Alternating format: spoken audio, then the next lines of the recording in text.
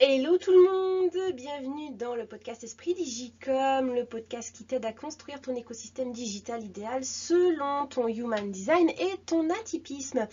La thématique du jour, on va parler des manifesting générateurs et des générateurs, le fameux je ne finis jamais rien qui peut concerner les deux types. Est-ce vraiment handicapant au niveau business ? Alors, bien entendu, si cet épisode te plaît et que le podcast semble pouvoir être utile à d'autres personnes, n'hésite pas à t'abonner si ce n'est pas déjà fait, à le partager ou à commenter tout simplement. Dans cet épisode, je vais commencer par rappeler ce qui différencie les MG des générateurs, parce qu'ils ont beau faire partie de la même famille, il y a quand même pas mal de différences entre ces deux types-là. Je continuerai avec le plus grand conditionnement à faire péter quand on est MG, parce que là pour le coup ça concerne plus les MG. Et enfin je terminerai en te partageant mes 5 clés pour transcender ce phénomène de je ne finis jamais rien, auquel j'ai été confrontée également. Alors, premier point, premier axe, la différence. Quelle est la différence entre MG et générateur? Alors, avant toute chose, je rappelle que MG et générateur font tous les deux partie de la famille des générateurs parce qu'ils ont tous les deux le sacral coloré sur leur carte, donc défini. Voilà. Donc, c'est d'ailleurs les deux seuls types du Human Design à avoir ce centre coloré, défini, donc ce qui fait qu'on les reconnaît très facilement sur leur carte. Alors, ça signifie que tous les deux, c'est des créateurs d'énergie, de joie, d'enthousiasme quand ils font ce qu'ils aiment. Voilà, c'est vraiment l'énergie de cette famille-là. Alignés, ils vivent de désir et d'eau fraîche, j'ai envie de dire, c'est un peu ça, voilà, ils sont dans le flow, ils sont dans le moment présent. Désalignés, ils s'épuisent tous les deux à la tâche pour essayer de se sentir satisfaits en fin de journée. Voilà. Ok, donc où est la différence du coup? Ça se passe au niveau de l'aura. Le générateur pur, lui, il a une aura directement influencée par le centre sacral, alors que le MG, lui, il subit une double influence. Il a celle du générateur, donc celle du sacral, et il a aussi celle du manifestor, parce qu'il a repris un petit côté du manifestor. C'est un profil un peu hybride. Il a pris un peu des deux, donc il a deux influences, lui.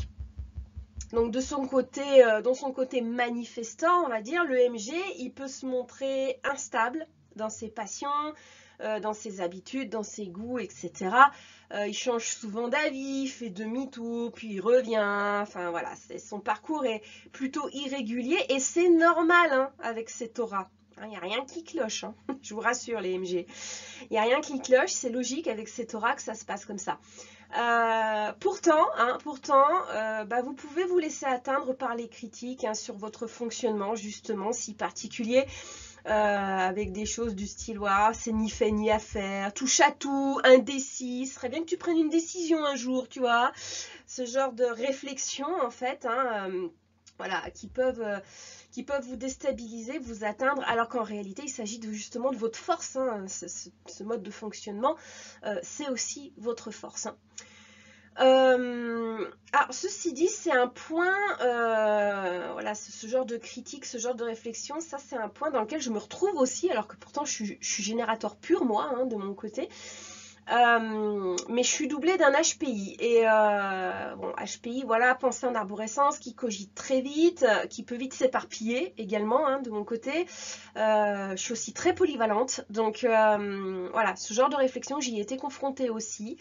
Je pense que ça vient un peu plus de mon HP, mais voilà, encore une fois, on fait le lien avec notre vécu, avec notre atypisme aussi. Il y a ce que dit le Human Design et puis il y a ce que dit votre atypisme aussi d'un autre côté.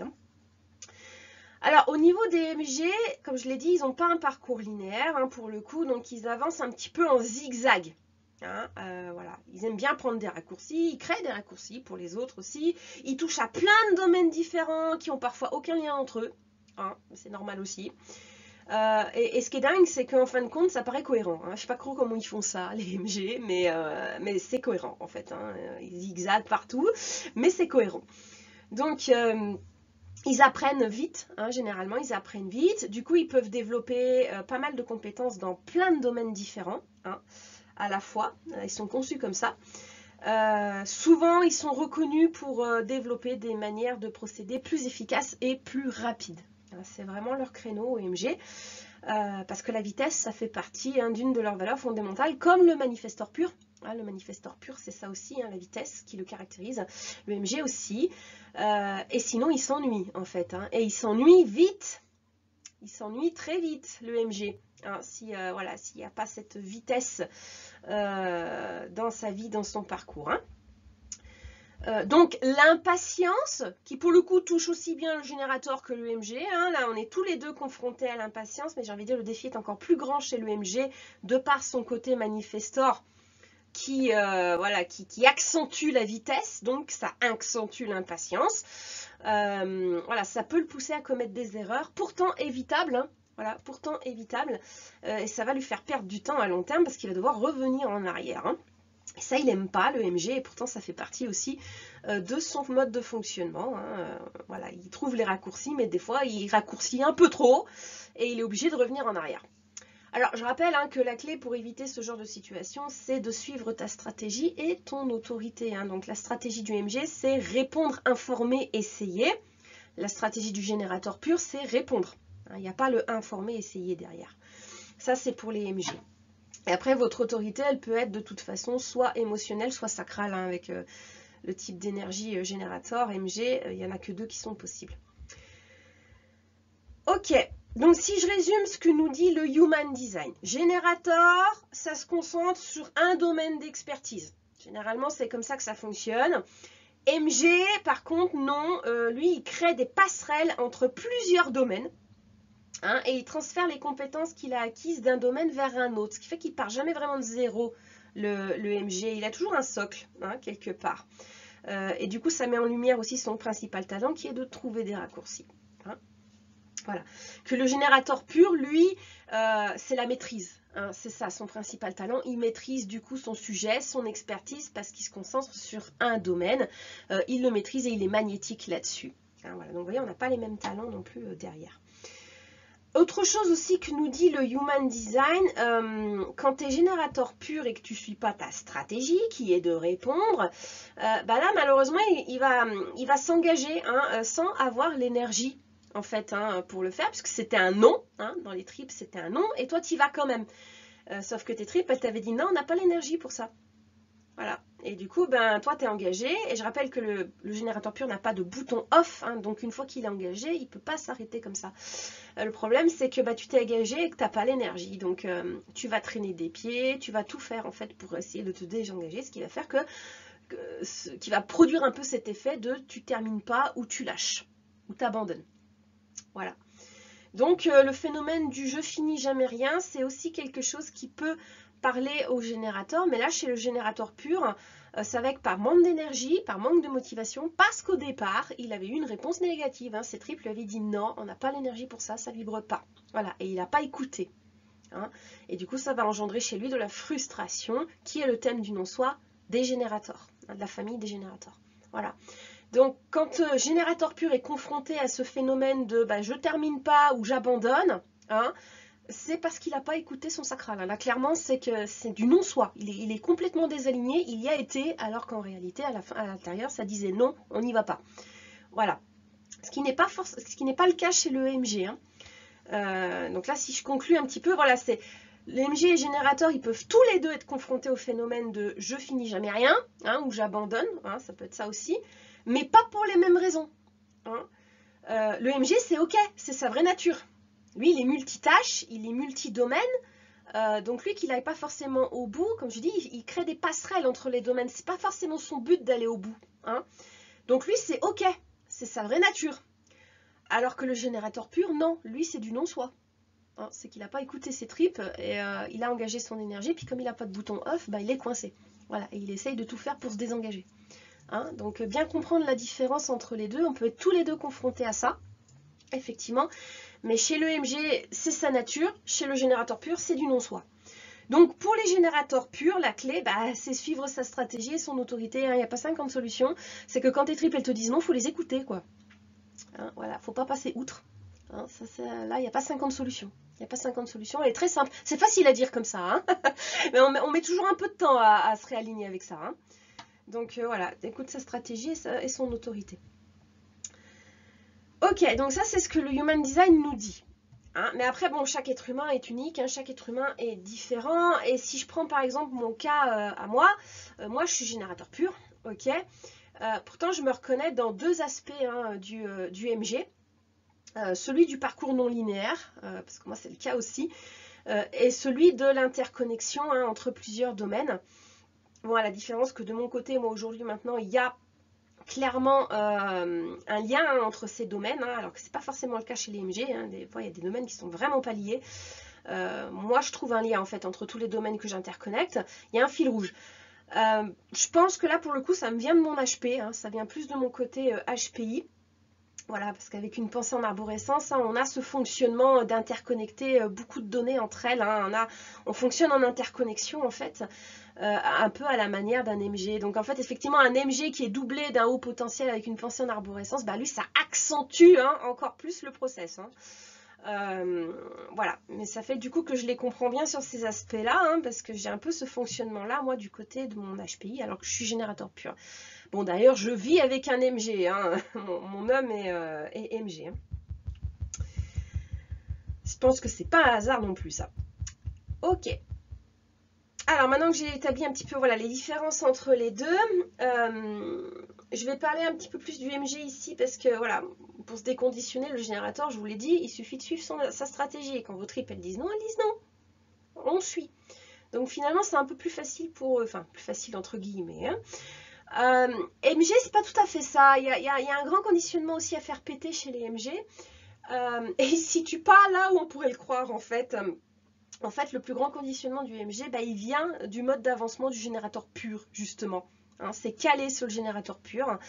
Je suis sûre que tu as vu ça. On en trouve partout. Il y a plein d'ouvrages qui parlent de ça, des méthodes aussi qui nous disent, pour réussir, il faut faire qu'une seule chose à la fois.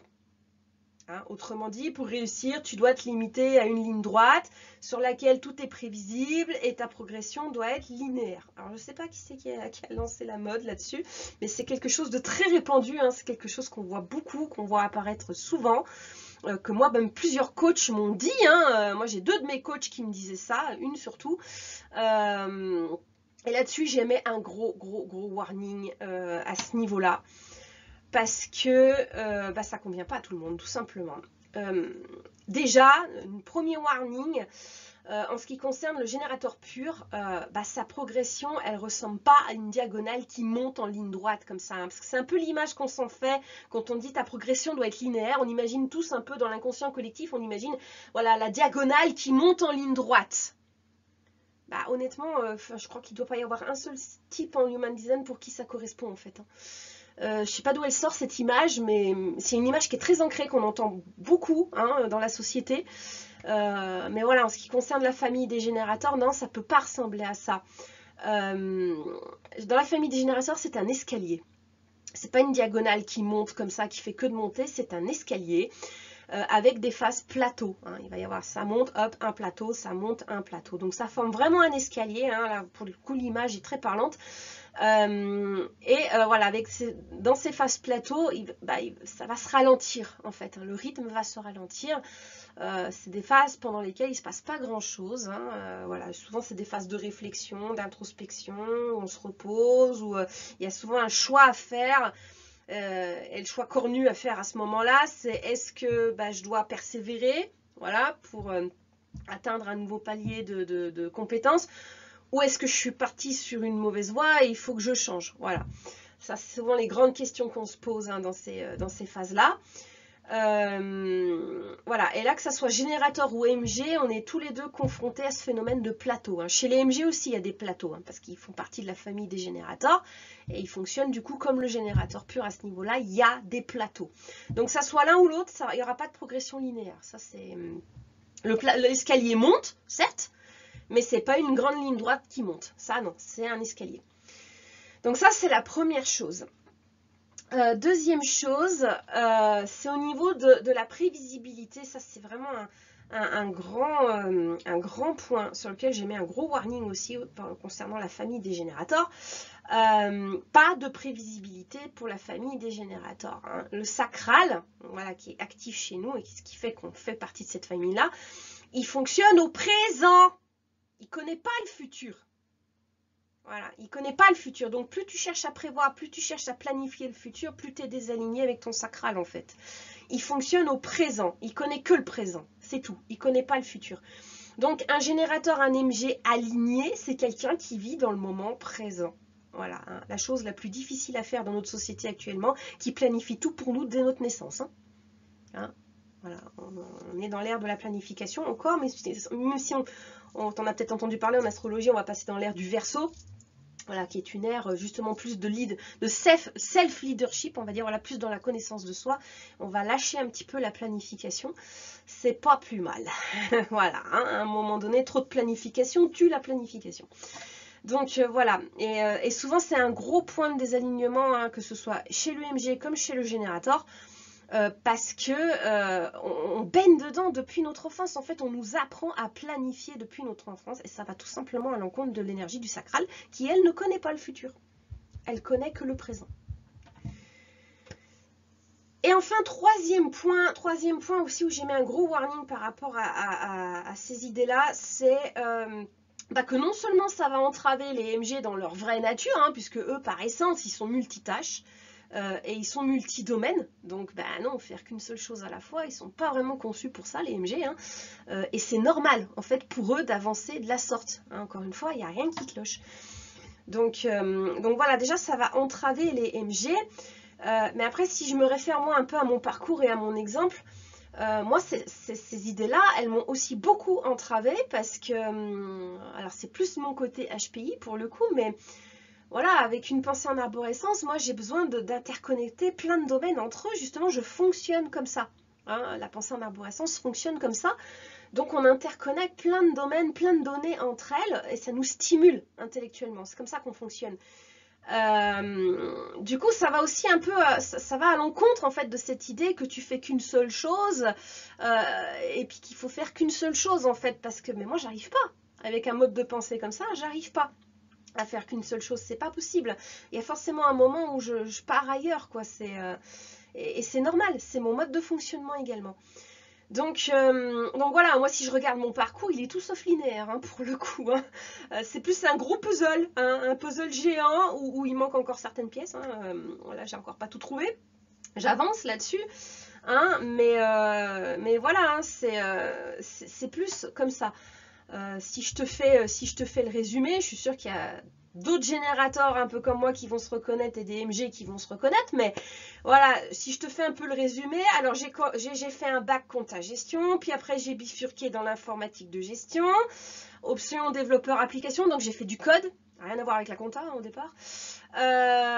Puis après je suis partie dans un master ingénierie informatique et j'ai exercé 5 ans en tant qu'ingénieur. Ok, dans des sociétés de services, je suis intervenue sur plein de missions différentes. Du coup, ça allait de la maintenance à la conception d'ergonomie d'interface. Donc voilà, encore une fois, des choses assez différentes. En plus, après, j'ai fait une rupture conventionnelle. Je me suis mise à mon compte comme formatrice. Donc voilà, on n'était plus du tout dans le même métier. D'abord dans la bureautique pour les adultes, puis après je suis repartie un petit peu dans mes premiers amours avec le web. Donc j'ai fait web marketing, j'ai formé en conception de site web, j'ai formé sur les réseaux sociaux, Photoshop même. On est carrément dévié, là c'était du graphisme. J'ai même fait du droit sur internet, c'est des choses qu'on m'avait demandé. Voilà, pour des publics d'étudiants qui allaient de bac plus 1 à bac plus 5. Voilà, après je me suis retrouvée à faire des suivis de rapports en entreprise pour les étudiants qui étaient en alternance. C'est encore autre chose. Je me suis retrouvée à faire jury aussi aux examens de bachelor commerce marketing et des masters en marketing digital. C'est encore autre chose. Donc bon, il y a eu plein de voilà, puis maintenant je fais du coaching en human design pour les atypiques. Donc voilà, hein, c'est assez tortueux comme domaine. Tu le vois où le parcours linéaire du générateur pur là, hein? Moi perso je le vois pas dans mon parcours.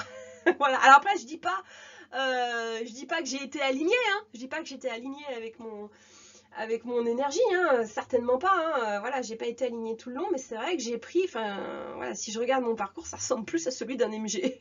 Donc voilà, là encore une fois, je me reconnais en fait hein, quand on parle du type MG. Voilà, même si je suis générateur, je me reconnais. Donc voilà. Après, bon, je pense qu'il y avait aussi du désalignement. Hein. en tant que générateur, mais voilà, j'ai fait beaucoup de choses différentes en fait, hein, ce qui aujourd'hui fait ma force finalement, parce que j'ai touché à beaucoup de choses, et aujourd'hui ça fait ma force, hein, et pourtant pendant longtemps ça a été très très mal perçu dans mon CV. Parce que justement on me voyait, on me le reprochait, hein, on me voyait comme celle qui n'était pas restée pas moins d'un an dans une entreprise. J'ai jamais fait plus d'un an dans la même entreprise. J'ai jamais eu la mission de 1 an ou 2 comme certains avaient, qui assoyaient leurs compétences, leur maîtrise et tout ça. Les recruteurs, ils aimaient bien. Dans mon CV, il n'y avait pas ça du tout, hein, tu vois bien le parcours. Donc en fait, moi, quand j'étais face aux recruteurs, c'était une tare en fait. On me reprochait tout le temps de ne pas avoir été plus d'1 an dans la même boîte, de ne pas être resté plus d'1 an sur une même mission. Enfin, c'était quelque chose qui m'était reproché, hein, en permanence. Voilà, aujourd'hui, c'est ma plus grande force. Donc... comme quoi, hein, voilà, attention aux adages, attention aussi aux visions normatives, et voilà, et attention à cette idée de il faut rester sur un seul axe, hein, c'est très répandu, mais ça convient pas à tout le monde, vraiment pas. Voilà. Après, comme je dis, hein, voilà, il y a ce que dit le Human Design, puis il y a ton vécu, il y a ton atypisme aussi, hein, qui rentre en jeu. Donc voilà, ça c'est des choses que je décortique moi aussi en séance, hein, notamment dans mon diagnostic Human Design perso, hein, avec mes clients. Ça, on décortique, hein, ces choses-là. Qu'est-ce qui appartient au Human Design, qu'est-ce qui appartient à l'atypisme, parce que c'est pas toujours évident, hein, de faire la différence. Voilà, des fois on se reconnaît pas forcément dans ce que nous dit notre design, et c'est qu'il y a aussi d'autres éléments, hein, qui interfèrent, hein. Donc comme je dis, c'est pas à prendre de manière isolée, hein. Non, non, il faut vraiment interconnecter avec le reste de la carte, avec votre vécu, hein, en tant qu'être humain, vos blessures, vos traumas, et comment se manifeste votre atypisme aussi, hein. Donc voilà, il y a plein de données en fait à prendre en compte, hein. Alors, troisième axe, les clés, mes 5 clés, on va dire, voilà, pour transcender un petit peu ce phénomène, on va dire, hein, le tourner un peu à son avantage. Donc j'ai combiné ici mes lectures en Human Design déjà, et mes observations aussi au niveau de ma clientèle, hein, pour établir une liste, voilà, de clés à mettre en pratique si on veut transcender un peu ce phénomène de je ne finis jamais rien, et le tourner à son avantage quelque part, hein, puisque ça fait quand même partie, ça peut faire partie du mode de fonctionnement, hein, dans certains cas, comme tu le vois.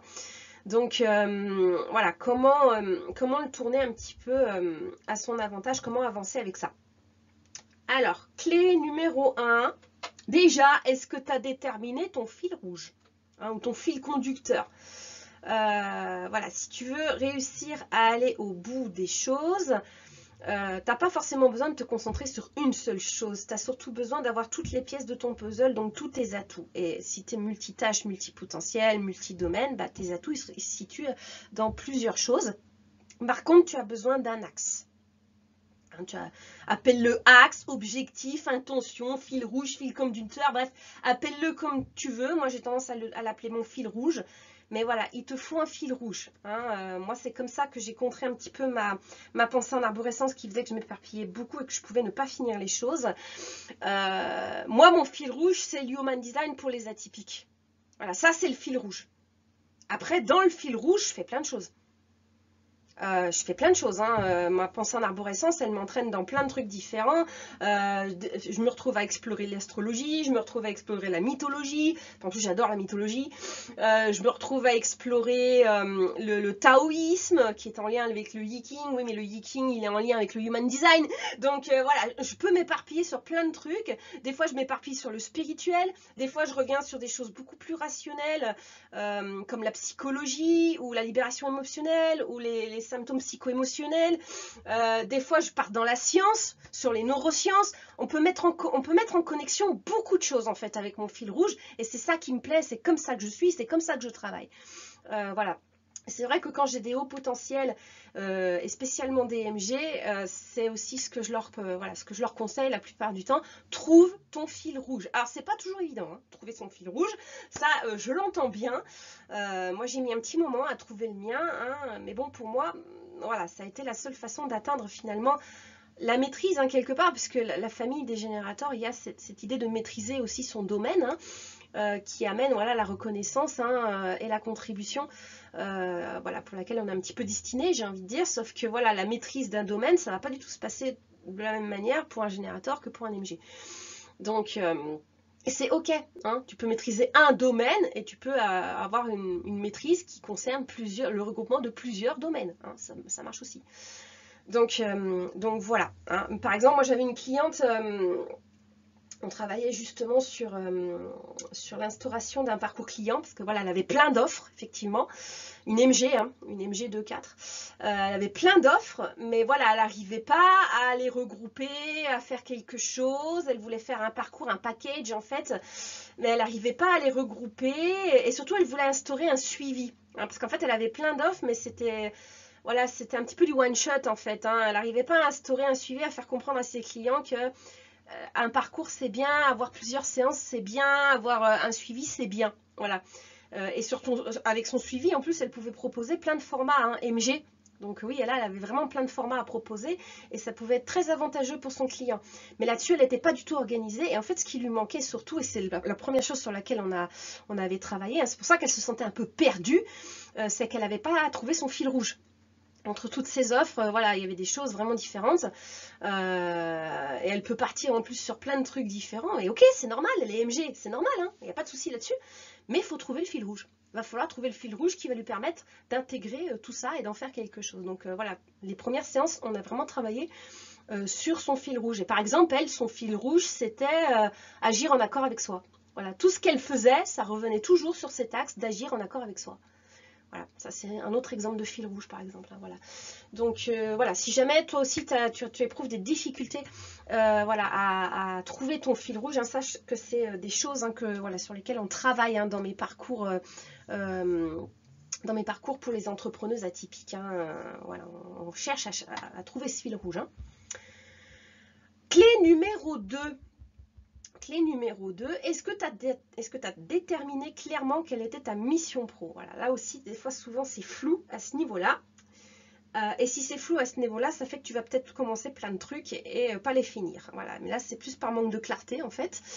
Donc là, il va falloir identifier, en fait, ce qui se cache derrière ton job de rêve, enfin, ton travail le plus kiffant.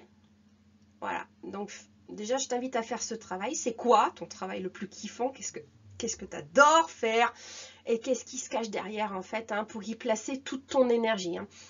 Que ce soit MG ou générateur, on a une énergie à ressusciter les morts. Hein. Sauf que le plus difficile pour nous, c'est de savoir la canaliser cette énergie. Hein. C'est de savoir comment faire. Souvent, MG et générateur, quand ils sont un peu paumés, qui sont désalignés, ils sont là, mais putain, qu'est-ce que je vais faire de cette énergie? C'est pas possible. On est des piles électriques, voilà, surtout le générateur pur, hein, mais des fois on n'endort pas la nuit. C'est qu'on n'a pas bouffé l'énergie pendant la journée, on n'arrive pas à dormir. Donc on a cette énorme énergie et malheureusement si on la place pas au bon endroit, bah ouais, ça marche pas quoi. Déjà on l'utilise pas correctement et du coup on la met pas à notre service quoi. Voilà, donc l'idée ça va être ça, de trouver déjà c'est quoi le travail le plus kiffant pour toi. Alors c'est en rapport avec tes talents innés, hein. On a tous des talents innés. Et c'est en rapport avec ça, hein, voilà, c'est là où ça marche le mieux, c'est là où ça sera le plus fluide. Si ton job le plus kiffant, il coordonne avec tes talents innés, attention, un talent inné, c'est quelque chose que tu n'as pas besoin de travailler. Hein. Dès que tu me dis, ah ouais, alors ça, il faut que je le bosse, non, c'est mort. Si tu te dis ça, il faut que je le bosse, on n'est plus dans un talent inné. Un talent inné, tu ne le bosses pas. Un talent inné, tu as la facilité de naissance. Tu ne le bosses pas. Attention à ça, attention à ce piège-là.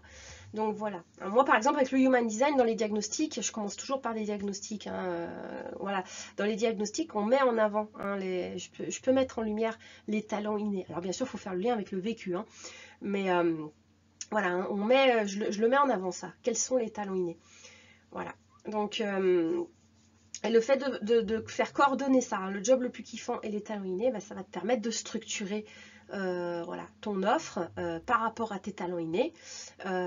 Et du coup, bah, voilà, ça va aussi permettre de contribuer à trouver le fil rouge, hein, quelque part. Voilà. Donc là, ça va être plus un manque de clarté, effectivement, à ce niveau-là, et qui peut te faire partir dans bah, je m'éparpille et je finis pas.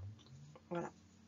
Donc c'est pareil, si c'est un travail que tu veux faire, hein, les talents innés, voilà, je travaille particulièrement dessus dans mon programme Origine Confiance. Hein, voilà, aligner et structurer ton offre pour retrouver la confiance dont tu as besoin pour la vendre. Voilà, quand tu alignes et que tu structures une offre, on parle forcément des talents innés. Hein. On identifie forcément les talents innés, sinon ça peut pas coller, quoi. Clé numéro 3. Clé numéro 3, quel est ton rapport au temps? Eh oui, le temps, c'est une donnée, c'est une dominante, c'est un facteur avec lequel on va devoir composer. Et comme tu as pu le remarquer, que ce soit générateur ou MG, souvent on est impatient. Hein, et ça joue contre nous. Pourtant, la clé, c'est le temps. La clé, c'est le temps. On construit quelque part son succès par étapes, j'ai envie de dire, hein, voilà, de manière un peu séquentielle, par étapes. Pour ma part, franchement, si j'ai compris une chose, hein, en 10 ans d'entrepreneuriat, c'est qu'il y a des caps à passer. Il y a des caps à passer, il y a des grandes étapes et que tu ne peux pas les griller. J'ai essayé, crois-moi. Hein, on parle par exemple du cap des 1 an, du cap des 3 ans, du cap des 5 ans, hein, voilà, quand tu es dans l'entrepreneuriat. Ils y sont et c'est pas pour rien. Crois-moi, plus d'une fois j'ai essayé d'accélérer, par impatience. Encore une fois, je rappelle que c'est du non-soi. Que ce soit chez le MG ou chez le générateur, l'impatience c'est du non-soi. Hein. Donc voilà, c'est quand on essaye de prédire l'avenir, c'est quand on essaye d'accélérer, alors que voilà, il vaudrait mieux se fier au moment présent. Donc voilà, j'ai essayé d'accélérer, j'ai essayé de faire des trucs, à chaque fois je me suis plantée, hein, à chaque fois je me suis cassé la figure, donc non, il y a des grandes étapes comme ça et on ne peut pas forcément s'y soustraire. Donc il y a des étapes qui ont besoin de temps, hein, et c'est comme ça. Voilà, donc je te conseille plutôt d'utiliser ce principe de cap dans le temps intelligemment, voilà, pour réaliser hein, tes objectifs. Hein. Fais du temps ton allié, en fait, c'est pas un ennemi, c'est pas un ennemi, hein, au contraire. Le temps c'est un allié. À noter par contre un point important, enfin en tout cas ça me paraissait important de le préciser ici, c'est qu'en tant que HPI, THPI, HPE, en fait en tant que haut potentiel, on a un rapport au temps qui est différent. Du coup, alors moi le phénomène que j'observe, déjà chez moi et chez mes clients, c'est qu'en fait il y a certaines étapes sur lesquelles on va mettre beaucoup plus de temps parce qu'en fait on passe au peigne fin. Voilà, là où les autres vont passer au râteau. Parce qu'en fait, pour eux, c'est pas grave de... En fait, ils voient les choses en gros. Donc, c'est pas grave pour eux de louper une info. Mais quand on est au potentiel, nous, on voit pas les choses comme ça. Hein. Nous, on veut louper aucune info. On veut prendre en compte tous les facteurs. Généralement, c'est comme ça qu'on fonctionne. Ce qui fait que nous, on passe au peigne fin. Et effectivement, quand tu passes au peigne fin, tu mets beaucoup plus de temps que quand tu passes au râteau. Ça, c'est clair.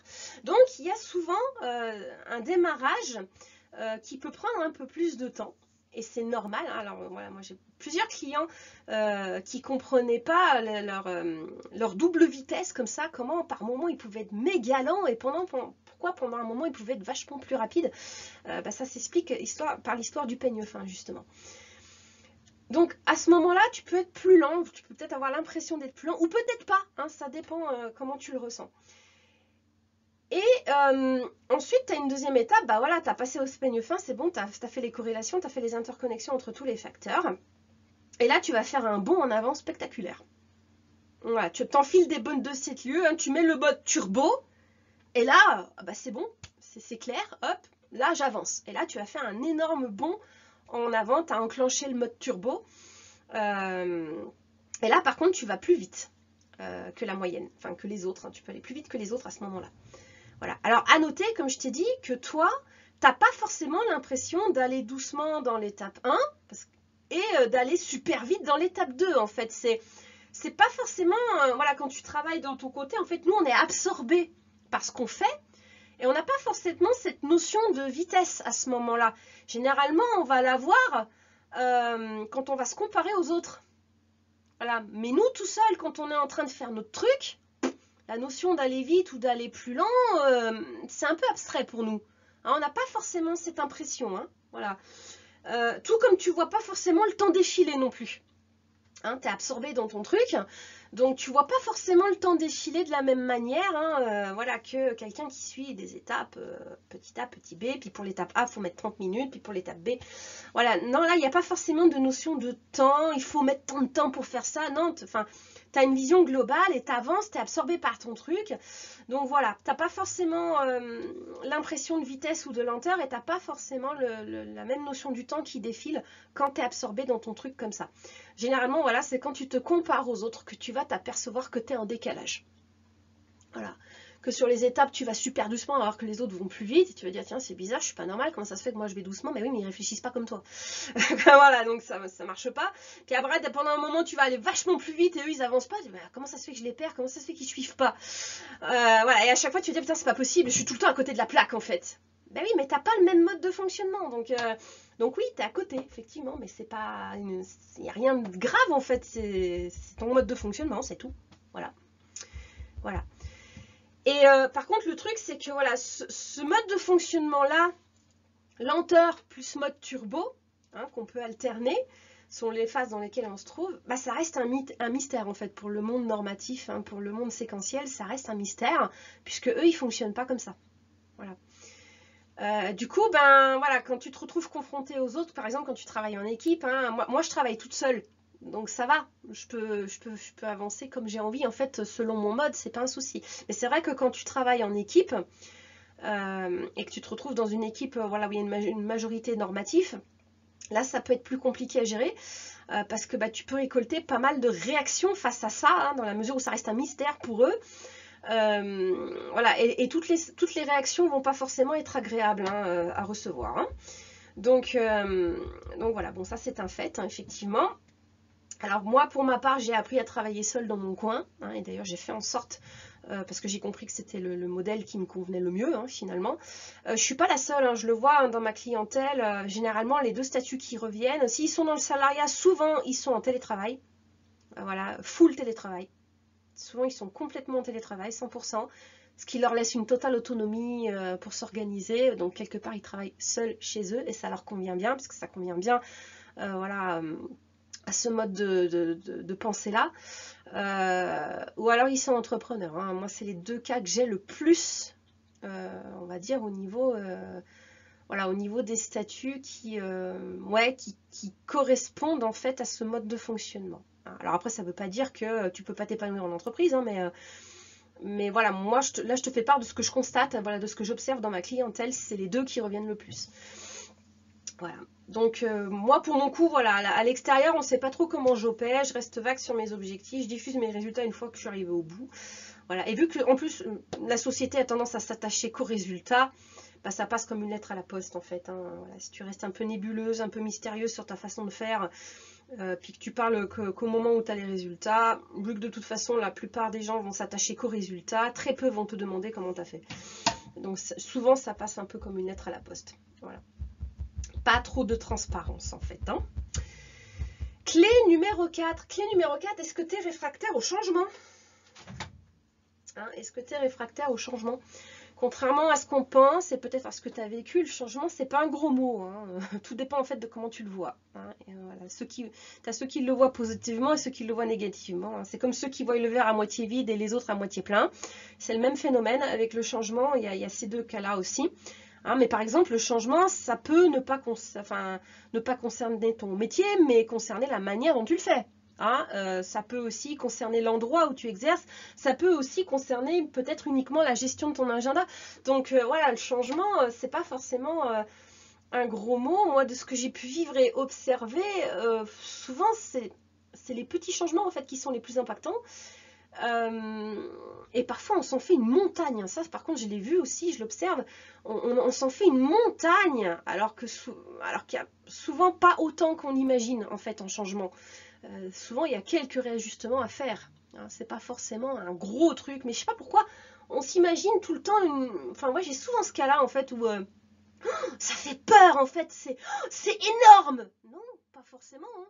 Non, faut arrêter avec cette peur, enfin là plutôt chercher d'où vient cette peur en fait, parce que pas forcément en fait, hein, pas forcément. Donc voilà, et ce qui fait que quand tu es un petit peu dans ce schéma-là, tu risques de commencer un truc, parce que tu as quand même envie d'évoluer, donc tu risques de commencer un truc, et là, paf, peur du changement, que ça implique, mauvaise vision, que c'est un truc super énorme, oh là là, j'arriverai pas, oh là là, ça fait peur, et du coup, tu lâches l'affaire et tu finis pas. Hein, donc ça va venir alimenter en fait hein, ce comportement de je finis pas. Donc, voilà, discerner effectivement s'il n'y a pas ça aussi qui se cache derrière. Voilà, si c'est une question de peur de changement, de vision du changement, une vision, ça peut se changer. Hein, ça, c'est la bonne nouvelle. Ça peut se changer, mais par contre, il va falloir éliminer des comportements, des programmations, peut-être des habitudes, des tâches, des réflexions qui te maintiennent un peu dans ce cercle vicieux, en fait. Hein. Voilà, donc l'idée, c'est quelles sont les choses qu'il faudrait que tu élimines et que tu n'élimines pas, quoi. Hein, que tu refuses d'éliminer pour pouvoir avancer. C'est un peu ça, là. Et enfin, dernière clé, la clé numéro 5, est-ce que tu es du genre à t'éparpiller? Moi, je sais que c'est très présent, hein, ça vient alimenter aussi le je finis jamais rien. Moi, je suis quelqu'un d'éparpillé par défaut, ma clientèle aussi, hein, qui se ressemble, s'assemble apparemment.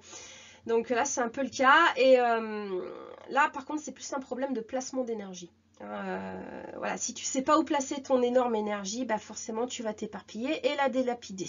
Ça, c'est un gros problème qu'on retrouve chez les MG. On le retrouve aussi chez les générateurs. Et c'est souvent un gros problème qu'on retrouve aussi chez les hauts potentiels, hein, puisqu'avec notre pensée en arborescence, bah ouais, on s'éparpille beaucoup sur plein de sujets. Et c'est de la fuite énergétique aussi pour nous. Donc là, la première clé, de toute façon, ça va être de suivre ta stratégie. Hein, voilà, donc répondre, hein, pour le générateur, répondre, informer, essayer, hein, pour l'EMG. Ça, c'est la première chose à faire. Et voilà, le fait de suivre ta stratégie, ça va te permettre d'aligner 3 éléments. Ta mission, ton fil rouge et ton intuition. Hein, les 3 éléments dont tu vas avoir besoin pour obtenir la constance. Voilà, hein, et placer tout coup ton énergie au bon endroit. Donc pour placer ton énergie au bon endroit, bah ça c'est ta stratégie qui va te le dire. Hein, répondre, être dans la réponse, puisque c'est comme ça. Grosso modo, être dans la réponse, ça veut dire oui j'ai l'énergie, non j'ai pas l'énergie. C'est ça. Hein. Les oui et les non que tu entends, c'est ça. C'est oui on a l'énergie pour ça, non on n'a pas l'énergie pour ça. Donc en fait le placement d'énergie, quelque part, j'ai envie de dire, quand tu te réalignes avec ta stratégie, il est fastoche. Le plus dur, c'est de se réaligner avec la stratégie. Hein. Mais une fois que tu as compris comment l'écouter, c'est fastoche. C'est facile. Tu as un oui ou un non. C'est facile à suivre. Hein. C'est pas compliqué, vraiment. Hein. Voilà.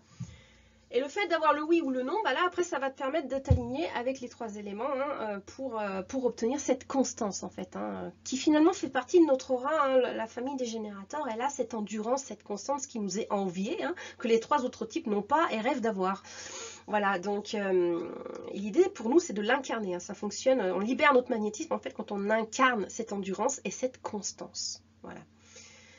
Et forcément, si tu es dans le truc de je finis jamais rien, que ce soit un désalignement ou une mauvaise vision, du coup, tu n'incarnes pas cette constance, en fait. Voilà, tu n'incarnes pas ton magnétisme, tu libères pas ton magnétisme, en fait. Et ça, c'est quelque chose auquel j'ai été confrontée, auquel sont confrontés mes clients également. Et alors, pour ma part, je vais t'expliquer un petit peu comment j'ai fait pour arriver à incarner, hein, cette constance. Du mieux que je peux, j'ai envie de dire, parce qu'il y a toujours des hauts et des bas, hein, tu peux jamais l'incarner tous les jours à 100%, hein, un être humain il n'est pas fait comme ça, il y a toujours des hauts et des bas, mais on va dire voilà, en règle générale. Hein. Alors au début pour l'incarner, l'idée, hein, c'est de faire comme si, jusqu'à ce que ça marche, jusqu'à ce que tu l'incarnes vraiment. Sauf que petit hic, chez les hauts potentiels, faire ça a tendance à réveiller notre syndrome de l'imposteur. Parce que pour nous, faire comme si, ça veut dire que non, je ne l'ai pas encore actuellement, donc je suis un imposteur. Voilà, donc ça a tendance à réveiller ce syndrome. Moi, la première. Hein, tu pouvais être sûr que quand j'essayais de faire ça, ça réveillait mon syndrome. Donc j'avais beaucoup de mal à faire ça. Du coup, j'ai essayé plein d'autres trucs. Tu t'en doutes, ça n'a pas marché. Donc j'ai essayé, qu'est-ce que j'ai essayé? J'ai essayé les chiffres. Hein, les chiffres. Les chiffres ne mentent pas, les chiffres sont fiables. Encore une fausse croyance, hein, là-dessus. Là, c'était surtout un désalignement avec mon intellect. Hein. L'intellect, c'est, voilà, il veut être sûr. Voilà, l'intellect, c'est est-ce que c'est sûr? La certitude. Voilà, donc là, j'étais surtout désalignée avec ça. Et peut-être que les chiffres ne mentent pas, hein, peut-être, hein, mais l'être humain qui les présente, lui, il peut faire ce qu'il veut. Il leur fait dire ce qu'il veut, hein, quelque part. Le chiffre, tu peux leur faire dire ce que tu veux. Donc, c'est pas très fiable. Il y a des limites aussi. Autre chose aussi, quand je suis partie dans les chiffres comme ça... tu deviens fou parce qu'il faut tout éplucher, hein, voilà, tous les indicateurs, il faut tout éplucher, tu deviens taré. Donc non, ça n'a pas fonctionné et ça m'a pas apporté les résultats que je voulais. Hein, voilà, à part me rendre taré, c'est tout ce que ça a fait. Même chose pour tout ce qui touche à la data prédiction et aux tendances, hein, aux trends, Google Trends et compagnie, dans les secteurs et tout ça. C'est pareil, j'ai essayé aussi et pareil, ça m'a rendu taré aussi, ça fait pas sens en fait au bout d'un moment. J'ai essayé aussi les modèles tout faits, hein, qui ont fait leurs preuves, hein, encore une fois, hein, ces histoires de certitude, hein, toujours des alignements avec l'intellect ici.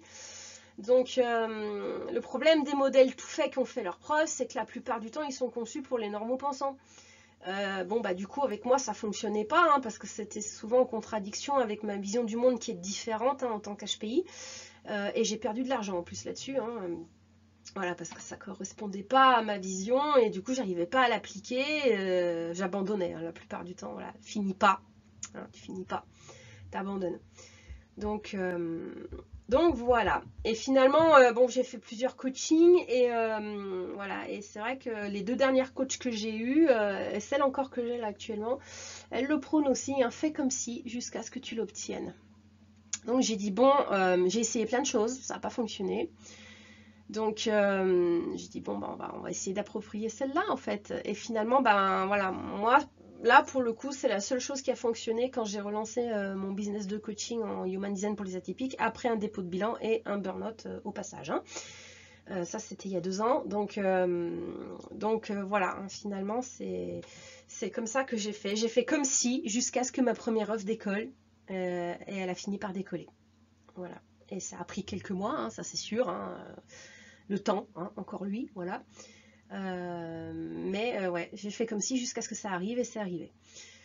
Donc voilà, finalement pour moi c'est aussi la seule chose qui a marché là dernièrement, voilà, en tout cas avec des résultats concluants et satisfaisants, hein. Après, à noter aussi qu'un EMG va plus vite qu'un générateur, hein, voilà. Les EMG sont conçus pour aller plus vite, donc il y a moyen que ça manifeste plus vite aussi, hein, au niveau des décollages.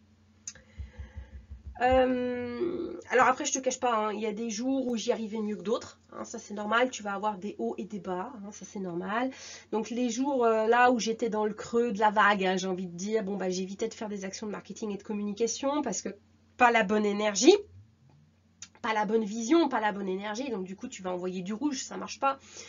Voilà, et dès que la motivation revenait, dès que j'étais dans une bonne vibe pour faire comme si, et ben là, voilà, là c'est là où je faisais mes actions marketing et communication pour atteindre mes intentions, hein, voilà, en me connectant à celles qui avaient déjà accompli l'objectif, donc comme si, voilà, comme si c'était le cas. Et moi, ça m'a permis d'aller au bout de la commercialisation et d'atteindre des résultats satisfaisants, hein, avec ma première offre, mon entrée de gamme. Voilà. Donc bref, de mener l'opération jusqu'à la fin, quoi. Voilà. Donc voilà ce que je pouvais te dire, hein, sur ce sujet aujourd'hui. J'ai envie de dire, agis petit à petit, fais comme si, au bout d'un moment ça va se manifester, ça va arriver. Avance dans la régularité, ça c'est hyper important, en pensant grand et en voyant loin. Voilà. Donc voilà un peu ce que je pouvais te dire là sur ce sujet-là aujourd'hui, de ce que j'ai moi-même vécu, de ce que j'ai constaté aussi, hein, au niveau de ma clientèle, hein, sur ces 2 types-là, MG et générateur, autour de cette fameuse problématique, ce phénomène de je finis jamais rien, qui n'est pas forcément une mauvaise chose, hein, comme tu vois. Il faut simplement s'approprier son mode d'emploi, hein, j'ai envie de dire. Donc voilà, je te laisse méditer sur ces infos. J'espère que l'épisode t'a plu. Rappelle-toi, il n'y a ni bonne ni mauvaise, hein, façon de structurer ses offres et son business, hein. Il y a juste des êtres humains avec leur mode d'emploi. Voilà, et parce que le développement personnel et business sont intrinsèquement liés, bah oui, hein, tu peux booster ton business tout en expérimentant, en appliquant ton Human Design. Et moi, c'est comme ça que je fais. Tu vois bien que je pars toujours du soi, la connaissance de soi, et là-dessus, le Human Design m'aide beaucoup. Voilà, et c'est ce que je fais aussi dans mes parcours origine entrepreneuse, hein. Donc si mon travail t'inspire et que tu as envie de contribuer, tu peux aussi laisser un don, hein. Voilà, moi ça m'aide à avancer dans mes recherches aussi, hein, parce que voilà, je lis beaucoup de manuels en Human Design, il faut les acheter. Donc voilà, moi ça m'aide aussi là-dessus. Et puis je te remercie d'avoir écouté jusqu'au bout. Et je te dis à bientôt pour un nouvel épisode. Bye bye.